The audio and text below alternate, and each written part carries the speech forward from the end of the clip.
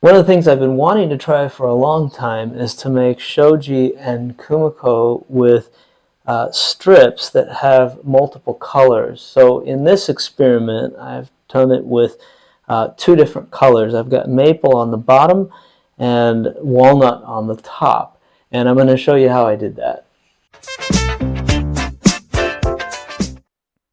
I've already glued together a piece of maple to a very thin piece of walnut, and I'm not going to show you how I did that. I think that's kind of boring. But anyways, once that was glued up and dried, I just had to trim off the edges and get everything nice and squared up and ready for making strips.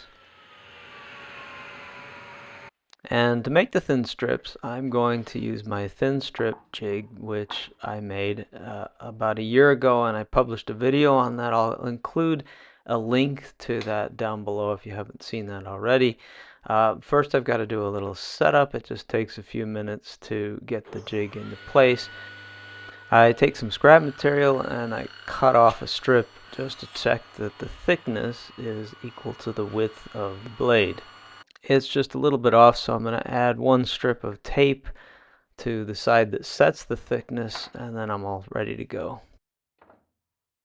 My biggest concern with this is that as I run this through, these two pieces are going to come apart at the glue line.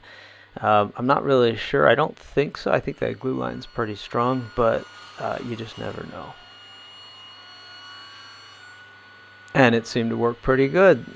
Nothing broke, and there's no gaps between the glue line, although I did do a pretty good job at jointing both of those faces before I put the glue on.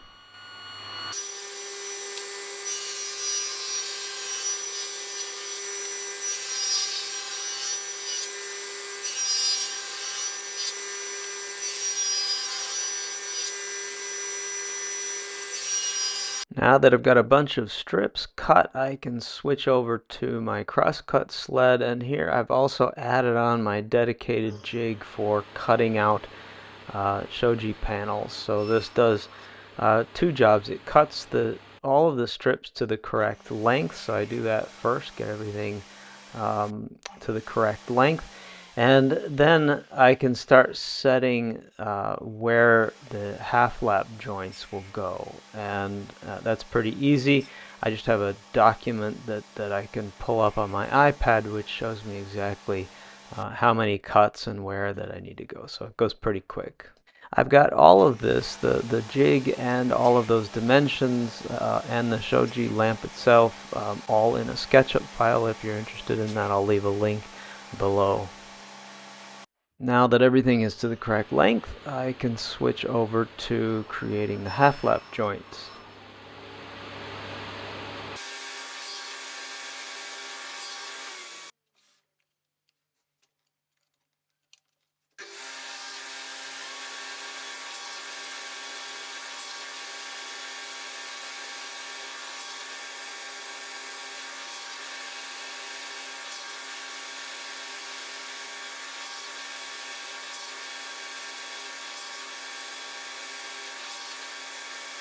And now time for the fun part, which is assembly.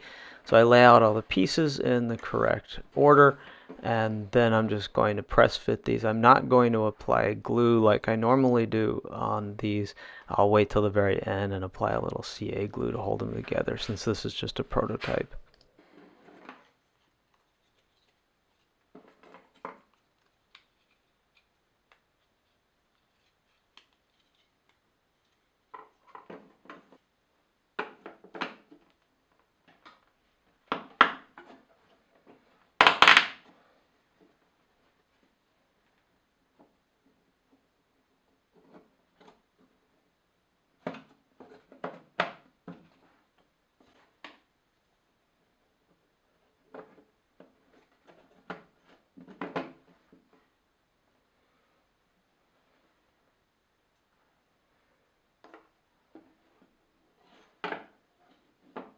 These long strips that go in the middle go in from the back side, and unfortunately I cut the half lap joints on the wrong side. So you can see there what's showing on the face is now maple rather than the walnut. So that's a quick fix. I'm just going to go back over and cut two new long middle pieces there, and I think that'll fix it.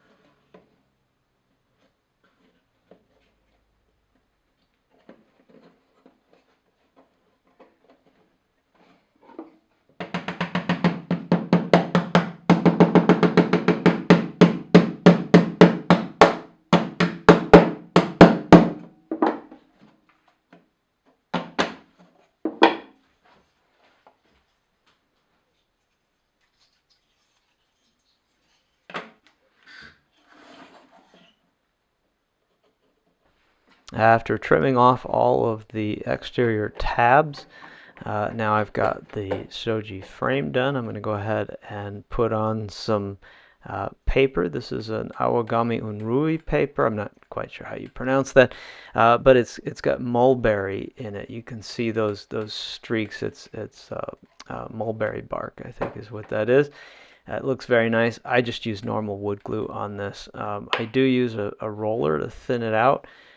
Really nice so it doesn't bleed into the paper, and then I just put something heavy on top of it to let it dry.